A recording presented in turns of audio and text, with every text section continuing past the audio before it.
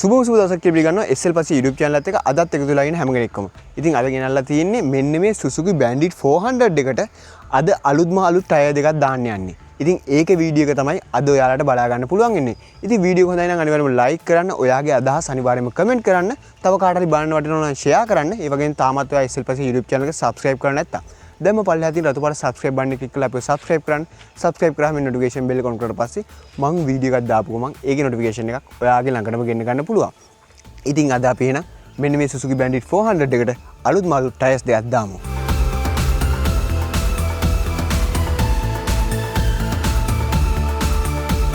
ඉතින් මේ Suzuki Bandit 400 එකට මාරු කරන්න මං ගෙනාවේ TVS Euro Grip ටයර්ස්. ඉතින් used ටයර් එකක් දාද්දි ගොඩක් වෙලාවට කෙනෙක් දාද්දි ඒ කියන්නේ මාර විදිහට බය වෙන්න ඕනේ. හේතුව තමයි ඉතින් ගොඩක් අය used ටයර් ගන්න ගියාම අපි දන්නේ නැහැ කොච්චර පැදලා තියෙනවද, මේකේ අවුරුද්ද මොකද්ද, කොහොමද පාවිච්චි කරලා තියෙන්නේ, ඇයි මේ වගේ ටයර් එකක් අයින් කරලා තියෙන්නේ, රීකන්ඩිෂන් ටයර් එක වුණත් ඔය වගේ ගොඩක් දේවල් තියෙනවා. බ්‍රෑන්ඩ් නිව් ටයර් එකක් ගද්දි ඔයාලට බය වෙන්න දෙයක් නැහැ. අවුරුද්ද බැලුවා, සයිස් එක බැලුවා, බයික් එකට හරියනවනම් ඔයාලට බය නැතුව දාන්න පුළුවන්. ඒ කියන්නේ ටයර් එක හොඳ නම්. used ටයර් ගැන කතා කරොත් එහෙනම් ඔයා දන්නවා used ටයර් එක ඒ කියන්නේ සමහර ටයර්ස් ගල් වෙලා තියෙනවා, සමහර ටයර්ස් කිලෝමීටර් 1000යි පැදලා තියෙන, 2000යි පැදලා තියෙන කියනවා. ඒ වුණාට අපි දන්නේ නැහැ. අනිවාර්යෙන් ටයර් එකක් ඒ කියන්නේ අයින් කරන්න හේතුවක් තියෙන්න ඕනේ. සමහර ටයර්ස් බ්‍රෑන්ඩ් නිව් ගත්තා ස්ලිප් වෙනවා. ඒ කියන්නේ used ටයර්ස් වල අපි දන්නේ ඇත්තටම කිලෝමීටර් කොච්චර පැදලා තියෙනවද, ඇයි මේ ටයර් එක අයින් කරන්නේ. සමහරු කියනවා, ඒ කියන්නේ ගොඩක් අය කියනවා පිට රටවල් වල ඒ අවුරුද්දේ විතරයි, ඒ කියන්නේ මේ ටයර් එක ගහන අවුරුද්ද විතරයි ගොඩක් වෙලා අවුරුද්දයි දෙකයි ඒ ටයර්ස් පාවිච්චි කරන්න කියලා. ඇයි එහෙනම් ඉතින් පිට රට අය එහෙම ටයර්ස් ඒ කියන්නේ ඒ අවුරුද්දේ ටයර් එක ඒ අවුරුද්දේ විතරක් යූස් කරන්නේ නැත්නම් අවුරුද්දයක් විතරක් යූස් කරන්නේ.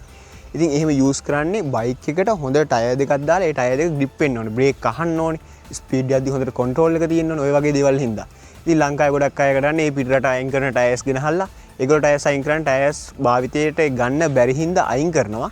ඉතින් ලංකාවේ අය කරන්නේ used ටයර්ස් නැත්නම් රීකන්ඩිෂන් ටයර්ස් ගොඩක් වෙලාවට ඇවිල්ලා මෙහෙ දාගෙන පදිනවා. ඊට පස්සේ සමහර ටයර්ස් ගල් වෙලා තියෙන හින්දා බ්‍රේක් මේ අහන්නේ ඔය වගේ වෙලා ඇක්සිඩන්ට් වෙනවා. ඉතින් අනිවාර්යයෙන්ම කියන්න ඕනේ ඔයා ටයර් එකක් ගද්දි පුළුවන් තරම් බ්‍රෑන්ඩ් නිව් ටයර් එකක් ගන්න. ඒ වගේම බ්‍රේක් අහන හොඳ ටයර් එකක්. සමහර බ්‍රෑන්ඩ් නිව් ටයර්ස් තියෙන ඔයගොල්ලෝ අහලත් ඇති. ස්ලිප් වෙනවා, බ්‍රේක් අහන්නේ ඔය වගේ ගොඩක් දේවල්, නැත්තම් කන්ට්‍රෝල් වෙන්නේ නැහැ, කෝනර් ගද්දි හරියට ග්‍රිප් වෙන්නේ නැහැ. ඔය වගේ ගොඩක් දේවල්. ගොඩක් අය ගොඩක් වෙලාවට කරන්නේ සල්ලි මදි අඩුපාඩුකම් හින්දා අනිවාර්යයෙන්ම ජපන් used ටයර්ස් දානවා. ඉතින් ඔයාගත්තේ සල්ලිත් තියෙනවා නම් ඔයාලට පරිස්සමකට බයික් එකක් පදින්න ඕන නම් ගහපු ගමන් අනිවාර්යෙන් කොච්චර බයික් එක කියන්නේ හයි පර්ෆෝමන්ස් බයික් එකක් වුණත් කොච්චර හෝස් පවර් ගානක් නැත්නම් කොච්චර cc එකක් තිබ්බත් බයික් එකේ ටයර් දෙක කියන්නේ ඔයාගේ සේෆ්ටි එක ගොඩක් ලොකුවට වැඩි කරන දෙයක්. ඉතින් අනිවාර්යෙන් සල්ලි ටිකක් වියදම් කරලා ඔයා පුළුවන් තරම් බ්‍රෑන්ඩ් නිව් ටයර් එකක් දාන්න කියලා ඉල්ලන ගම අපි එන වීඩියෝ එක ඉදිරියට ටික කරමු. ඉතින් මේ Bandit 400 එකට දාන්න යන්නේ 110යි 70යි 17 කියන ටයර් සයිස් එක. පිටිපස්සට දාන්න යන්නේ 150යි 60යි 17 කියන ටයර් සයිස් එක. දැන්ට දාලා තියෙන 170යි 60යි 17. හොඳේ. මේකට ඔරිජිනල් එන්නේ 140යි 60යි 17. ඉතින් මම ඔයාලට කියන්න ඕනේ මේ ටයර්ස් මම අර ටයර් ඒ කියන්නේ වීඩියෝ එකේ කරලා ඔයාලට අනිවාර්යෙන් පැහැදිලි කරා පෙන්නලත් එක්ක 140 ද 150 60 වගේ දැම්මට අවුලක් නැහැ. 170 180 දානවා කියන රිම් එක පලන්න නැතුව ටයර් එක මෙහෙම බැලුමක් වගේ පිම්බෙන එක විතරයි වෙන්නේ. ඒ කියන්නේ මේ ටයර් එකේ මැද විතරයි ගෙවෙන්නේ.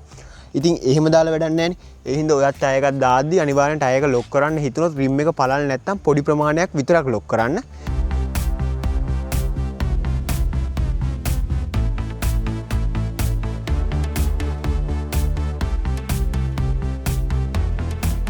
හරි ඔන්න දැන් අපි TVS Euro Grip ටයර් දෙකම Suzuki Bandit 400 එකට මාරු කරලා තියෙන්නේ.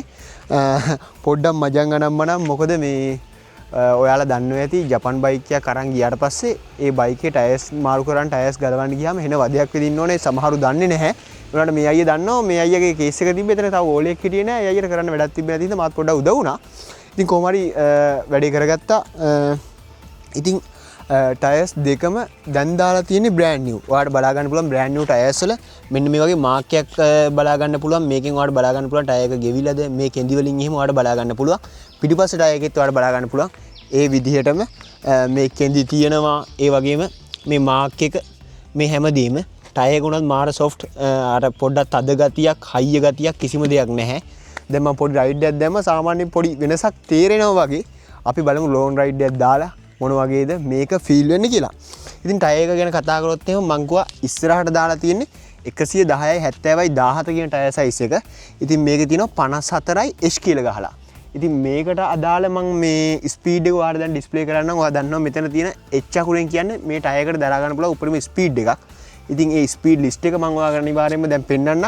ඔයාගේ බයිසිකලෙත් තියෙන ටයර් එක අනුව මොන ස්පීඩ් එකද ඔයාගේ ටයර් එකට ගැලපෙන්නේ කියලා ඔයා කමෙන්ට් කරලා යන්න. ඔයාගේ දැන් දාලා තියෙන ටයර් එකත් එක්ක. ඒ වගේම ටයර් එක ගමන් කරන්න ඕන දිශාවත් මේකේ ගහලා තියෙනවා. රොටේෂන් එක මෙන්න මේ පැත්තට. ඒ වගේම ඔය වගේ දේවල් ටිකක් ඔයාලට මේ ටයර් එකේ බලා ගන්න පුළුවන්. TVS Euro Grip ටයර් එක. බයිකේ පිටිපස්ස ටයර් ගැන කතා කරොත් නම් පිටිපස්සට දාලා තියෙන්නේ 150යි 60යි 17. කලින් තිබේ 170යි 17 ටයර් එකක්. ඉතින් ඒකේ පොඩ්ඩක් පිම්බෙන ගතිය වැඩි වුණාට මේකේ දැන් පොඩ්ඩක් ටයර් එකේ සයිස් එක නම් පොඩ්ඩක් පොඩියට පේන්නේ. ඒ වුණාට ඔරිජිනල් එන්නෙත් 140යි 60යි 17 ඉඳලා ඔරිජිනල් සයිස් එකට වඩා නම් දැන් දාලා තියෙන ටයර් සයිස් එක කොහොමත් වැඩි. මොකද කැමැත්ත අනුව එක එක්කෙනා වෙනස් වෙනවා. ඔයාලටත් අනිවාර්යෙන් ගොඩක් දන්නවා ඇති. කොල්ලෝ ආස පොඩ්ඩක් පස්ස ලොකුවට පේන ටයර්ස් වලටනේ. ඉතින් ඒ වගේ ටයර් එකක් තමයි ගොඩක් ලොකු දාලා වැඩක් නැහැ. ඇත්තටම පිම්බෙන විතරයි. ඊට පස්සේ මැද විතරයි ටයර් එකේ ගෙවෙන්නේ. නැත්තම් ප්‍රශ්නයක් නැහැ. ඔයාගේ රිම් එක බලන්න මේ අනිවාර්යයෙන්ම ඔයාලා ලොකු ටයර් එකක් බය නැතුව යූස් කරන්න පුළුවන්. මේකත් 66 H කියලා තියෙන H වලට අදාළ ස්පීඩ් එක මම ඔයාලට දැන් ඩිස්ප්ලේ කරන්න.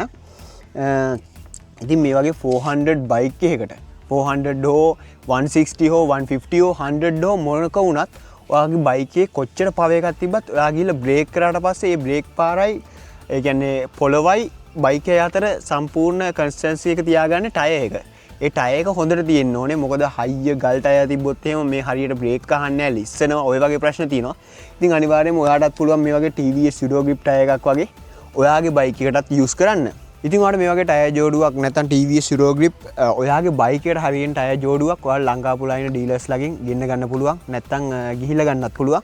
ඉතින් සමන් පදින බයික් එකට තමන්ව ආරක්ෂා කරන බයික් එකට පොඩි ගාණක් දීලා අලුතෙන් ටයර් එකක් බ්‍රෑන්ඩ් නිව් ටයර් එකක් අපි යූස් ටයර් එකක් දානකොට වඩා ගොඩක් හොඳයි. දාන එක අනිවාර්යයෙන්ම කිසිසේත්ම ඒ කියන්නේ අනවශ්‍ය විදමක් වෙන්නේ නැහැ. මොකද තමන්ගේ සේෆ්ටි එක වගේ දේවල් ගොඩක් බලපාන්නේ මේ බයික් එකේ තියෙන ටයර්ස් එක්ක. කොච්චර එන්ජින් එකේ පර්ෆෝමන්ස් තිබ්බත් ABS තිබ්බත් ඔයාගේ ටයර් එක හරියට නැත්තම් පාරත් එක්ක හරියට ගනුදෙනු කරන්නේ නැත්තම් ඒ කියන්නේ බ්‍රේක් ගහන්න නැත්තම් ස්ටේබල් යන්නේ නැත්තම් කෝනරින් වල හරියන්නේ නැත්තම් කොච්චර බයික් එකේ පර්ෆෝමන්ස් තිබ්බත් ABS තිබ්බත් වැඩක් වෙන්නේ නැහැ. ඒ හින්දා ඔයාගේ බයික් එකට දාද්දි කීයක් හරි වෙදම් කරලා හරි කමන්නේ අනිවාර්යයෙන්ම හොඳ ටයර් එකක් දාන්න.